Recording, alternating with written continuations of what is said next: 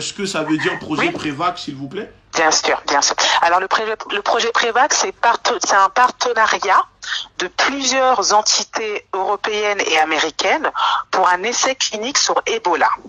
D'accord.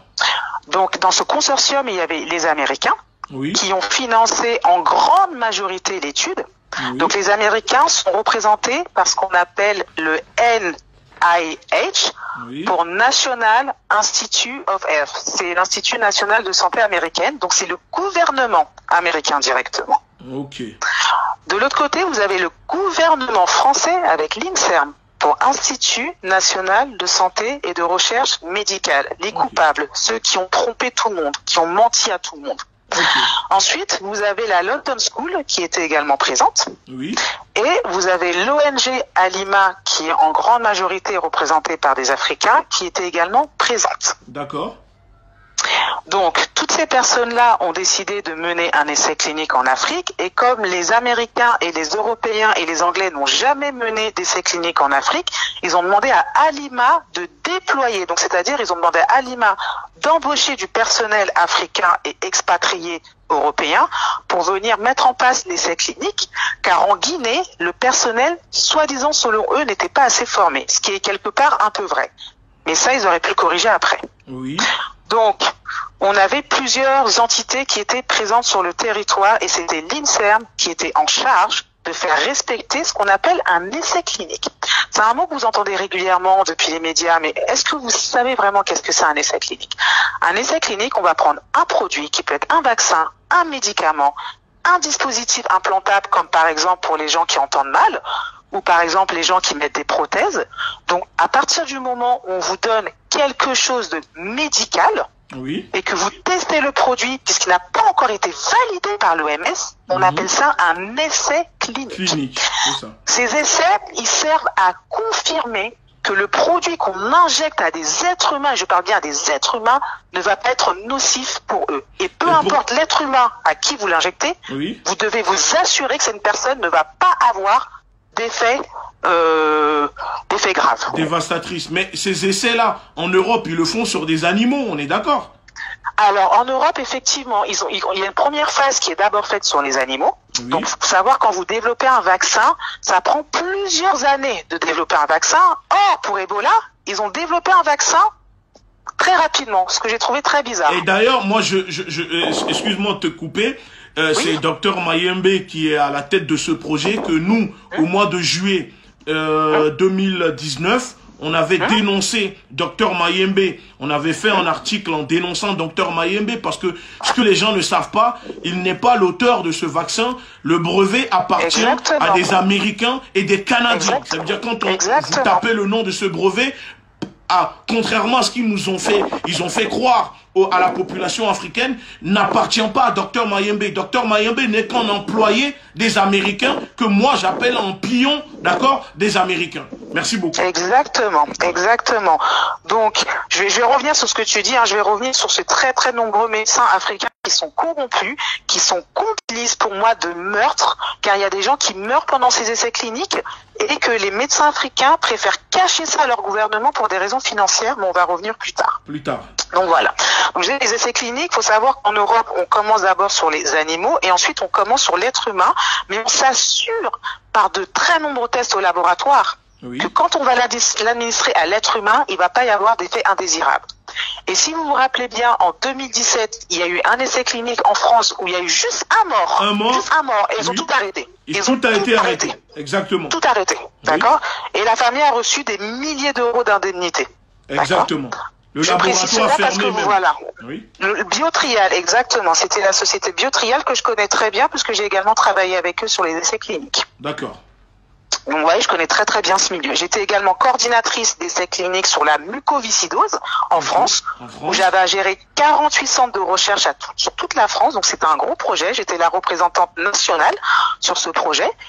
J'ai eu à voyager en Europe également pour ce projet. J'ai eu à voyager énormément pour ce projet, à discuter avec de nombreux chercheurs et médecins sur les essais cliniques. Ok. Voilà, donc un peu pour vous expliquer le contexte et qui je suis, pour pas qu'on pense que je suis peut-être une fausse intellectuelle qui vient... Et aujourd'hui, voilà, j'ai mis un peu de temps à parler, comme quand j'expliquais, je travaille dans un grand groupe pharmaceutique français. Oui. Donc ceux qui connaissent je vais pas citer, mais ceux qui connaissent la biologie savent qu'il y en a que 2. Et moi, voilà, je travaille dans l'un des plus grands groupes français pharmaceutiques. Donc au début, j'ai un petit peu voulu protéger mon identité, mais je me dis non, trop c'est trop. Il faut que je parle. Trop c'est trop. Oui. Trop c'est trop. Mon employeur, j'espère, comprendra que ma démarche n'est pas de nuire au monde de la pharmaceutique ou des essais cliniques, mais de faire respecter les droits des Africains. C'est ça. Et surtout en Afrique. Je veux qu'on respecte. Exactement. J'aurais pu me trouver en Inde, au Brésil, au Japon, en Chine, j'aurais réagi de la même manière. Oui. C'est des êtres humains, et la déclaration d'Helsinki de juin 1964, bien avant que toi et moi on soit nés, hein, oui, bien avant, protégeait déjà toute personne se prêtant à la recherche clinique sans distinction géographique de race ou de couleur. Et l'INSERM a consciemment bafoué ses droits en me disant on est en Afrique, personne ne va venir regarder ce qu'on fait. À moi, une Africaine, en me disant les Africains ne connaissent rien à la recherche. Et pourtant, je suis africaine. Donc, je vais vous expliquer un peu ce qui s'est passé, très rapidement, vous donner les points forts. Donc, comme tu as dit, aujourd'hui, moi, je constate que la vie d'un Guinéen vaut 60 euros. La vie d'un Guinéen, 60 euros. Voilà. Ouais. Est-ce que vous comprenez, peuple africain, afro-descendant, parce que je sais que quand c'est l'homme rose qui parle, vous écoutez, quand c'est vos semblables, vous n'écoutez pas. Alors écoutez bien, elle vous dit, la vie d'un Guinéen vaut 60 euros. Écoutez. Voilà, donc il les paye 60 euros, alors qu'ici, j'ai regardé un Européen pour le texte du vaccin Covid, selon les sociétés avec qui ils le font, c'est entre 4 000 à 4 500 euros. Donc pour un Européen, vous avez le droit à 66 Africains. Donc vous faites le calcul. D'accord. Ok. Donc vous comprenez, faites le calcul. Donc pour la vie d'un Européen, vous avez le droit de vacciner 65 Africains en plus. Donc vous comprenez que c'est très rentable pour les sociétés pharmaceutiques. Et c'est ce qu'on appelle le néolibéral capitaliste, l'impérialisme capitaliste. D'ailleurs, c'est à cause de ça que la France a créé un statut exprès pour mettre des Africains, des êtres humains en esclavage. C'est la même chose. Hein. C'est le capitalisme. Il faut savoir qu'en toute sincérité, l'Afrique n'a jamais été libérée, ni du ceci, les ONG sont complices. Et je le dénonce. Et les ONG, vous êtes complices, et même vous, Médecins sans frontières, parce que j'ai travaillé avec vous. Vous êtes complices, Médecins sans frontières. Et eux aussi, ils savent que j'ai une plainte chez eux. Donc ça va péter parce que j'ai posé une plainte également chez eux. Merci. Donc voilà. Donc je continue. Oui. Je continue. Donc le projet Souralima, j'étais nommée la responsable laboratoire du site de Mafereña. Il y avait 2 sites de vaccination. Donc il y avait un site à Landrea, à Conakry même dans la capitale. Oui. Et un autre site au village, à Mafereña, dans un centre de recherche qui est reconnu parce que c'est le centre de recherche national de la Guinée. Oui. Où les Américains ont acheté tous les équipements et les Américains ont créé tout le laboratoire. D'accord. Donc quand je suis arrivée sur le projet, j'ai rencontré que des Européens qui étaient au management, au niveau du laboratoire. Et très rapidement, j'ai commencé à me rendre compte qu'il y avait eu des graves erreurs au sein du laboratoire. Oui. Donc moi, j'ai commencé à vouloir faire remonter ça. On a commencé à me crier dessus. Non, il faut pas dire aux autres. Il faut le dire qu'à nous, les Français, à nous, à l'INSERM. Je dis non. Donc c'est juste pour vous dire que avant même que j'arrive, ils avaient décidé de prendre le responsable national, Monsieur Camara, un Guinéen, un père de famille, un homme qui a 20 personnes à sa charge. Hein. Vous savez comment ça se passe en Afrique. Donc c'est pas rien. Il avait 20 personnes à sa charge. Ils ont décidé de le mettre de côté. Donc c'est-à-dire cet homme venait le matin au laboratoire et devait rester assis toute la journée, regarder un Européen junior qui n'avait jamais managé en France, jamais managé en Afrique, lui dire ce que lui devait faire dans son labo, lui interdire de toucher à leurs appareils. Je ne sais pas si vous vous rendez compte que si demain, des étrangers viennent chez vous dans votre pays, sur votre lieu de travail, prétendent venir faire une action humanitaire, discriminent, vous mettent à l'écart, vous humilient de la manière dont M. Camara a été humilié. Et ça a toujours été comme ça. Ils viennent toujours avec le cap de super-héros, vouloir soi-disant faire de l'humanitaire pour tuer les Africains. Et c'est ça. Là, il est temps que le peuple africain ouvre les yeux, ouvre ses oreilles. Et je le dis, c'est le moment de faire cette révolution, de nettoyer l'Afrique, de chasser ces ONG, ces médecins sans frontières, d'aller casser ces laboratoires et les dégager de nos pays. Donc voilà, ça c'est quelque chose, tu verras, c'est très compliqué à faire, hein, parce que nos gouvernements sont complices. Nos gouvernements Exactement. sont complices. Mais voilà, aujourd'hui, j'ai dit, je dénonce la Guinée. J'aurais très bien pu dénoncer le Congo, parce qu'au Congo, on m'a dit, ils ont fait pire. On m'a dit, heureusement que t'as pas été au Congo. Parce qu'au Congo, le niveau C'est pire. de violation, c'était, mais, mon chef m'a dit, j'avais plus de mots. J'ai même plus de mots pour te dire qu'est-ce qu'ils ont fait au Congo. Oui. Donc, mais on en reviendra. Vous allez voir, petit à petit, au fil des semaines, vous allez apprendre de nouvelles. comprendre. Moi, je vous dis pas tout. Oui. Voilà, je vous dis les points très très forts pour vous faire réagir qu'aujourd'hui, on peut pas aller en Afrique décider de vacciner des gens pour une modique somme de 60 € que certains Européens utilisent ici pour manger le midi au restaurant et me dire que la vie d'une maman, la vie d'un papa, la vie d'un petit enfant vaut 60 €. Non, c'est pas possible. Donc quand je suis arrivée et que j'ai constaté que cet homme était mis à l'écart sans raison, et qu'on m'a demandé de faire la même chose. La première question que j'ai posée, pourquoi vous voulez faire ça? Oh non, non, il est incapable avec tous leurs propos racistes, c'est un fainéant, c'est un incapable, mais surtout la raison c'était, c'est un Guinéen, il ne connaît rien à la recherche, et les Africains ne connaissent rien à la recherche. Première question, quand je suis arrivée sur le milieu du travail, c'est l'INSERM qui m'a formée. Personne, aucun d'entre nous n'est né avec la science infuse. Personne. On a tous été formés par quelqu'un. Et moi-même, j'ai été formée par l'INSERM. Et je remercie l'INSERM de m'avoir formée. Donc ça n'a rien à voir avec le fait d'être guinéen, français, italien, américain.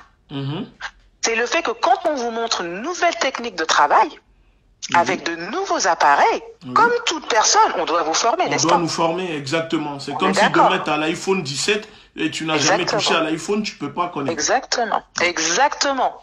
Donc on forme les gens, mais comme ils avaient envoyé des profils juniors, qu'ils avaient recrutés par copinage, parce que ça aussi, il faut que je vous dise, le recrutement, il s'est pas fait comme un recrutement classique, ils ont publié l'offre, non, ils se sont appelés entre eux. Il y a une nouvelle mission en Afrique, il y a un super poste là, tu le veux pas? Ah, j'arrive.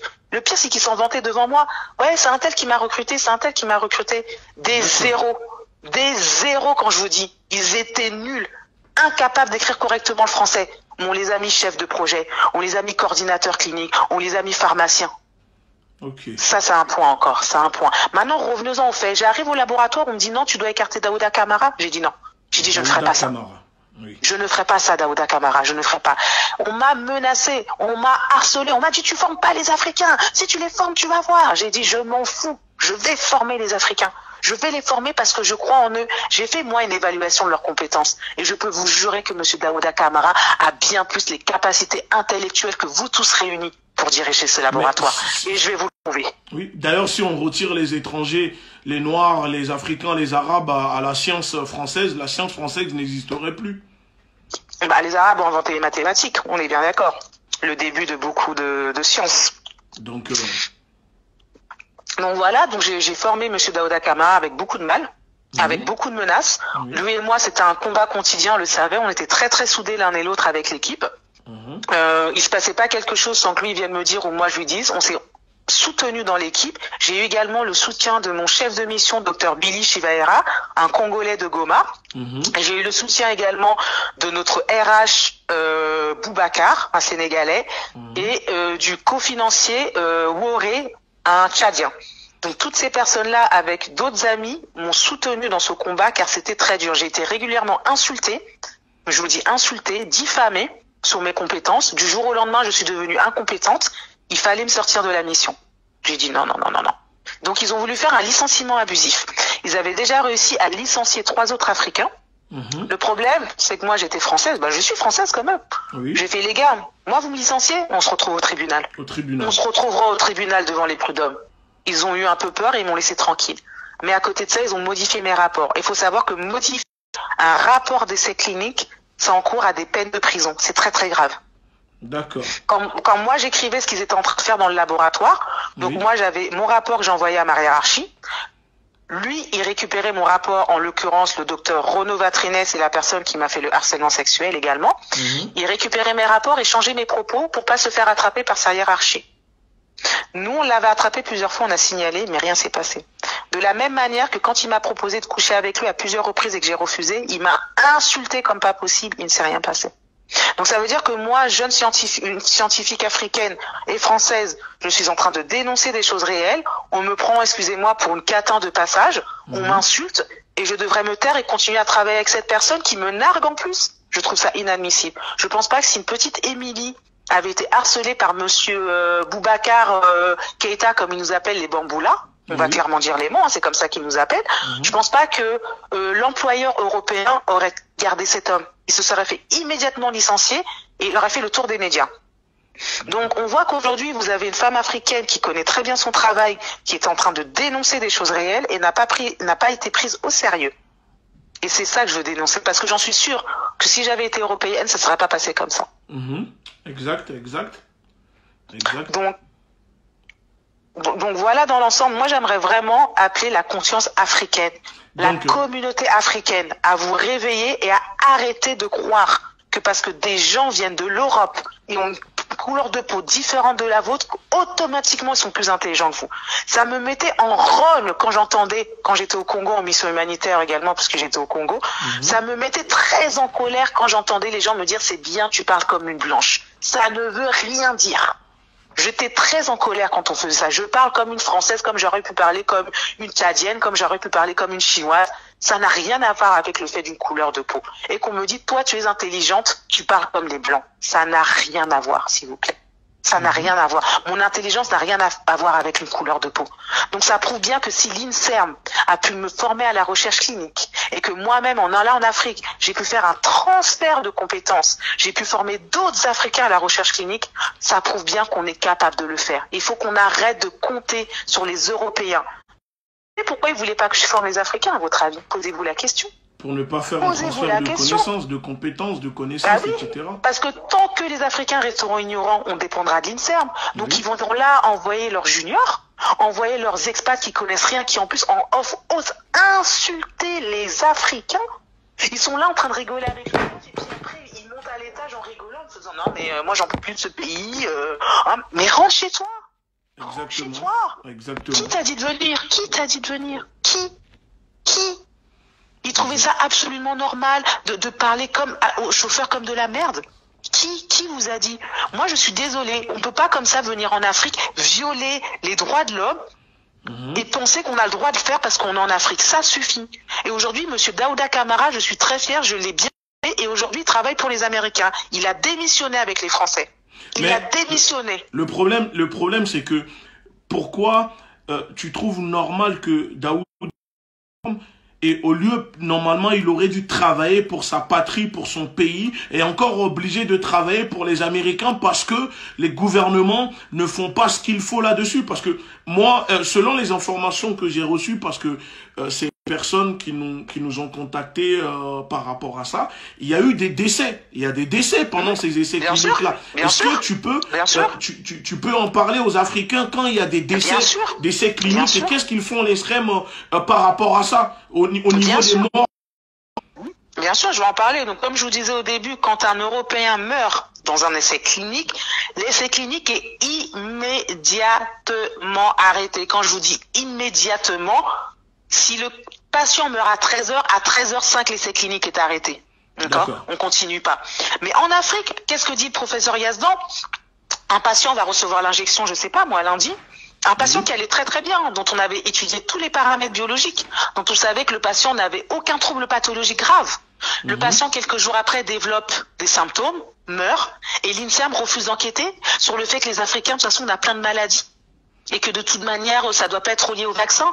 Ça veut dire quoi, ça? Et je tiens à dire que, moi, je le dis, ce direct, les propos, les accusations que nous sommes en train de porter, il y a des preuves et que je défie, que nous défions, que ce soit l'État guinéen, l'État français ou l'INSERM ou ces médecins que nous citons, s'ils veulent déposer plainte, que nous sommes prêts et nous les invitons même à déposer plainte parce que les preuves sont là. Plainte. Voilà. Pour diffamation, pour tout ce qu'ils veulent, croyez-moi que je dis, j'aurais jamais joué ma carrière, ma vie, la vie de mes proches, si tout ce que je suis en train de vous dire aujourd'hui, je ne peux pas l'appuyer. Je n'ai jamais fait ça. Jamais. Exactement. Parce que je sais très bien ce que j'encours si c'était faux. Et puis, à partir du moment où j'ai inclus les Américains dedans, vous pensez bien que je ne peux pas dire des choses fausses comme ça. C'est vrai, exactement. Vous imaginez bien. Voilà. Donc, quand il y a des morts... voilà, donc quand il y a des morts, en Afrique, on étouffe l'affaire, on classe l'affaire sans dossier. Je vais vous raconter une petite anecdote qui nous est arrivée avec un très très bon collègue.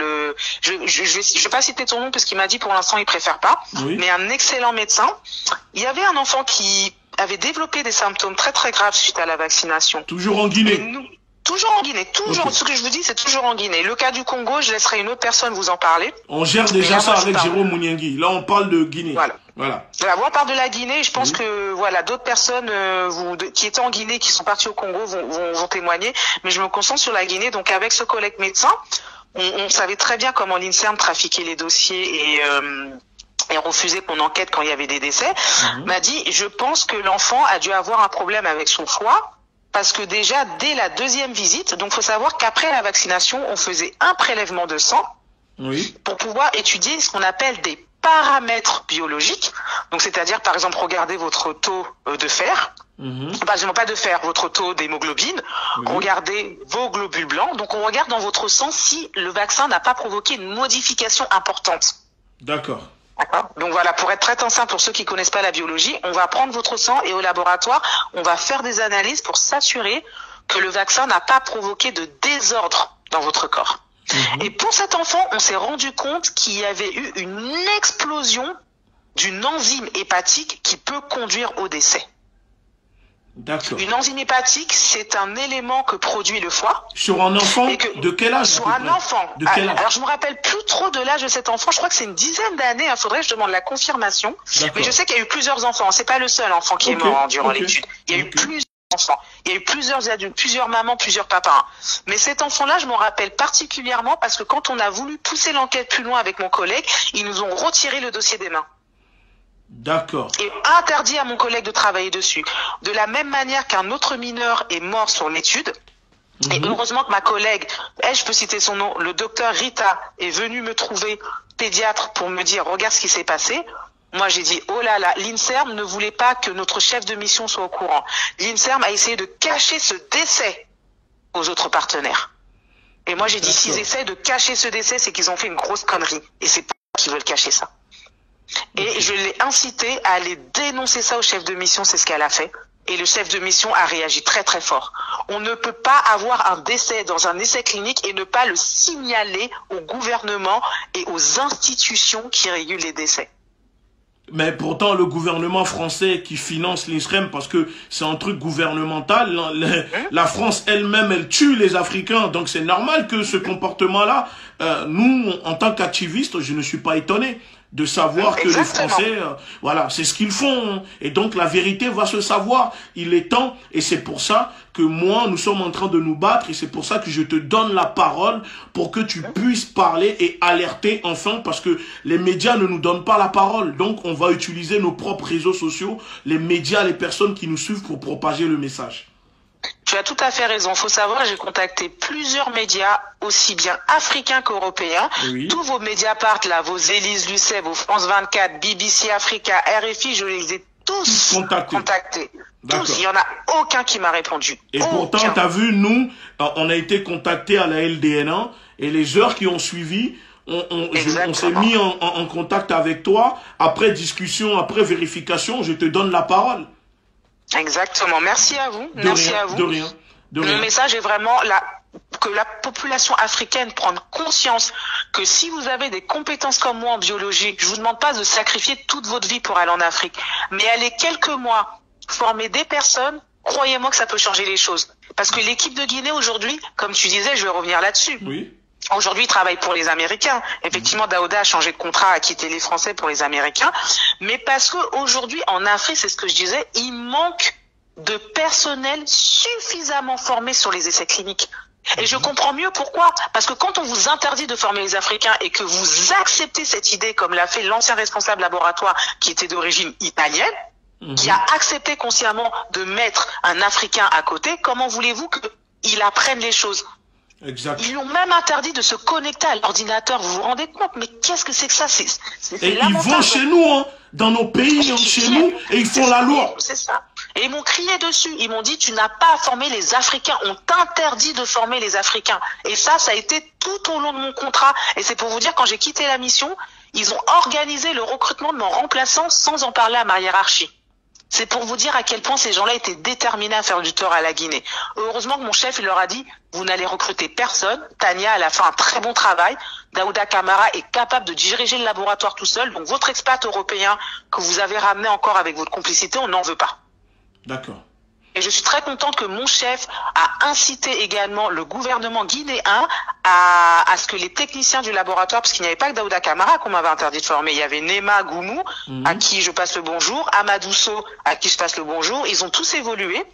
Alors, ils ont tous des super postes aujourd'hui, ce qui prouve bien que quand une personne est compétente et a un désir de former les autres, on arrive vraiment à des choses excellentes. Aujourd'hui, ils sont en train de diriger un gros projet avec les Américains, et les Américains leur font confiance.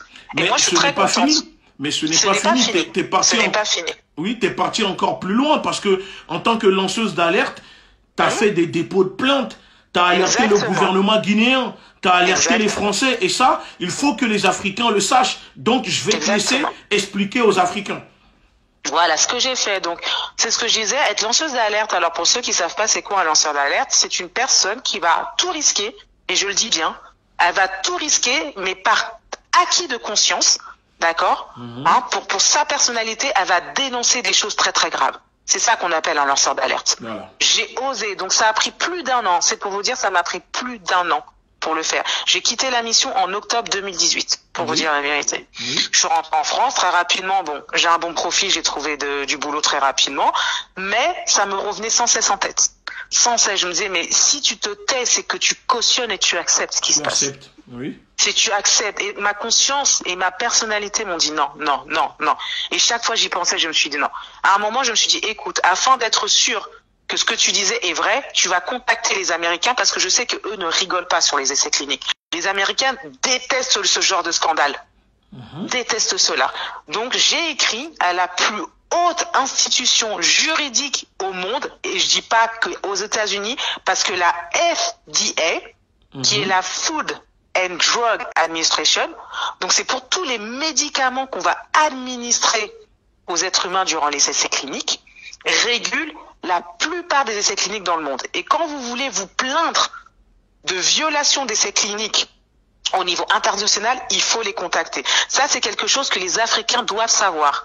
Quel type d'organisation vous devez contacter? Car j'en suis sûre que je ne suis pas la seule à avoir vécu ce genre de choses-là sur les essais cliniques en Afrique. J'ai un collègue qui a été licencié, il faisait le même boulot que moi sur l'essai clinique en Sierra Leone. Kenneth, un responsable laboratoire d'origine kenyane, ils l'ont licencié de la même manière que moi, car il refusait de faire ce qu'il lui disait de faire. D'accord. Et ils ont réussi à le licencier parce que malheureusement, comme il était de nationalité kenyane, et vous savez bien qu'un gouvernement africain ne va jamais défendre, va jamais défendre son employé face à des Européens, ils l'ont licencié de manière abusive. Donc c'est pour vous dire, ils sont déterminés à nous faire taire. Donc voilà un peu pour vous expliquer la FDA. Donc je leur ai dit, bah voilà FDA les Américains, voilà ce qui s'est passé durant l'essai clinique. Il leur a fallu 48 heures pour revenir vers moi, pour me dire, ok mademoiselle, on ouvre l'enquête. D'accord. Donc vous voyez qu'ils ont réagi très très très vite, et ça s'est passé entre le 4 et le 6 janvier 2020. Ensuite, ils sont revenus vers moi en me disant c'est trop grave. Donc je me suis dit ok, j'ai contacté la défense des droits la Ligue des défenses des droits de l'homme. La même réaction. Voilà, même réaction, qui m'ont dit mademoiselle, c'est trop grave ce qui s'est passé. Nous, ça c'était en dehors de notre juridiction. Donc c'est-à-dire que les faits étaient tellement graves, ça les a dépassés, qui m'ont dit faut aller contacter le procureur de la République. Ça, c'est trop grave, mademoiselle. C'est ce que j'ai fait. Ensuite, j'aurais envoyé une copie de ma plainte pour bien leur montrer ce que j'ai fait. Ensuite, ils m'ont dit il va falloir vous contacter également l'ANSM. L'ANSM, c'est l'Agence nationale de santé et du médicament pour la France. Donc c'est également eux qui régulent les médicaments, les vaccins, tout ça. Voilà, exactement. Donc eux ont pris mon mail comme une blague. Ils m'ont pas pris au sérieux. En disant que ça se passe en Afrique, vous pouvez rien faire pour moi. J'ai dit ah bon, comme ça se passe en Afrique, vous pouvez faire rien pour moi. J'ai dit d'accord. J'ai fait, croyez-moi que je connais bien la recherche clinique. Je suis montée beaucoup plus haut. J'ai dit je vais taper au niveau européen. Donc j'ai contacté l'Agence européenne de médecine, qui, comme la FDA, j'ai vraiment affaire à des vrais professionnels et pas à des amateurs comme la NSM. Je me rappelle très bien, j'ai passé mon coup de fil, il était 13h07. La personne n'était pas à son bureau. À 13h15, elle m'a rappelé tout de suite.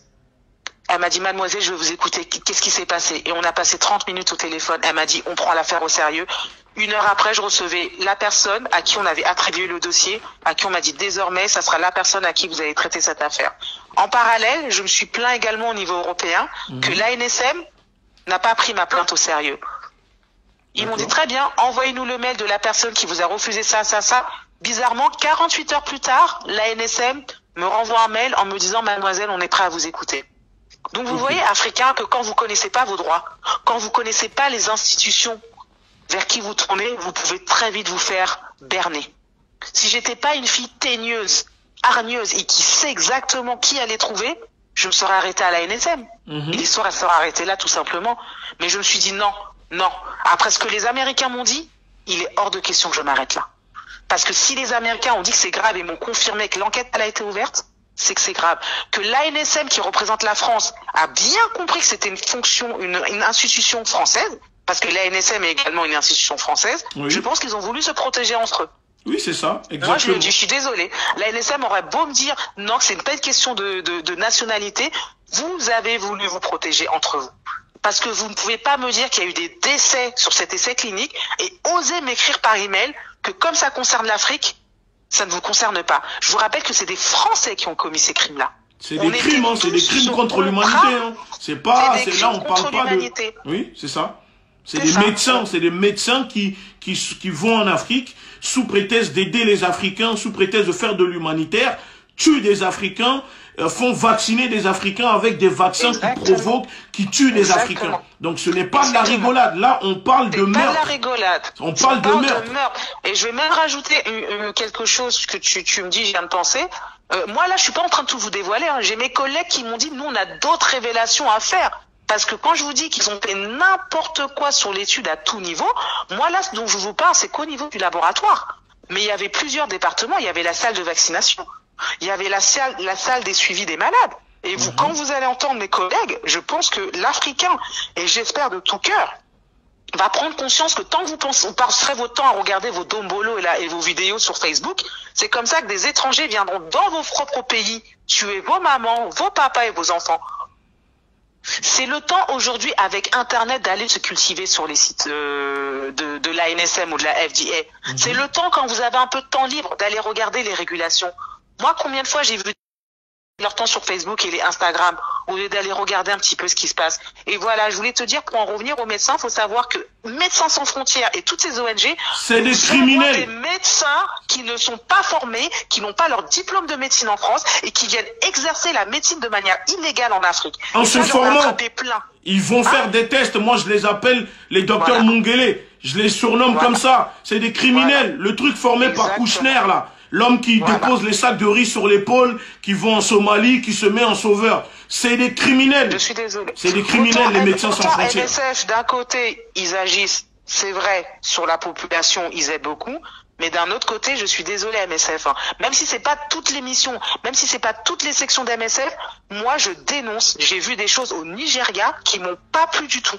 Mais pas plus du tout au Nigeria. Quand j'entends qu'un médecin chirurgien me dit « Je n'ai jamais opéré dans mon pays, je suis venu ici en Afrique pour me faire la main sur les femmes nigériennes », c'est inadmissible, Médecins sans frontières, que vous envoyez des médecins comme ça. Et qu'elle ose me dire « Après, je vais retourner dans mon pays, tranquillement, aller exercer là-bas ». C'est inadmissible.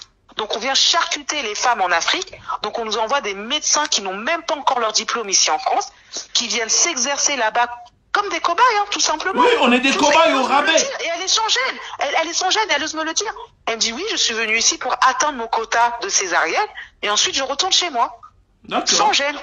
C'était normal pour elle. Et ses autres collègues du pays dont ils venaient, parce que c'est un pays en particulier avec qui Médecins sans frontières a souvent des expats de ce pays qui doivent avoir un certain nombre de césariennes dans leur dossier pour exercer dans leur pays. Donc ils viennent tous se former en Afrique. Parce que comme ils disent, hein, les femmes africaines, elles accouchent comme des bonbons. Hein. Vous savez, comme eux, les femmes africaines, elles passent leur temps à faire des enfants. C'est vrai qu'elles font que ça. Elles font que ça, les femmes africaines. Non, je suis pas d'accord. La femme africaine est une femme forte. Elle se lève le matin, elle va puiser de l'eau, elle doit cuisiner, elle doit travailler. Donc arrêtez de croire que la femme africaine est juste là pour faire des gosses. Et vous nous envoyez des charcuteurs, je le dis, des charcutiers, excusez-moi, des charcutiers, pour venir charcuter les femmes nigériennes. J'ai un médecin américain qui un jour était très en colère contre un médecin français qui avait fait une erreur médicale grave sur une patiente.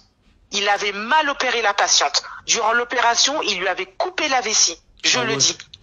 Il lui a coupé la vessie à cette patiente. Et ce médecin américain était furieux en disant comment un médecin français a pu faire ça et on a laissé ça passer. D'accord. Donc, j'ai beaucoup à dire. Donc, je te remercie. Je dis pas tout parce que Oui. on va garder un petit peu. On va garder un petit peu parce que on est en train de préparer un dossier avec d'autres scientifiques africains Exactement. indépendants. Parce que l'objectif, c'est bien de dénoncer, mais là, c'est aussi aller devant la justice, ramener ces personnes Exactement. avec les preuves que nous sommes en train de collecter un peu partout. C'est pour ça que moi, en tant qu'activiste, c'est pour ça que j'invite les frères et sœurs qui sont à l'intérieur de ces choses. C'est le moment maintenant de vous révéler. On a besoin de vous Exactement. pour maintenant traduire ces personnes devant, collecter des Exactement. preuves. Faites comme la sœur, elle a fait, collecter des preuves au maximum. C'est le moment Exactement. de leur montrer que les Africains, nous sommes pas si bêtes qu'ils le pensent. Nous sommes pas bêtes. On est plus, on ne le dit pas, mais moi je le dis, on est plus intelligent qu'eux. Et je le dis tout le temps, nous sommes vos parents, vous êtes nos enfants. Donc, n'essayez pas de croire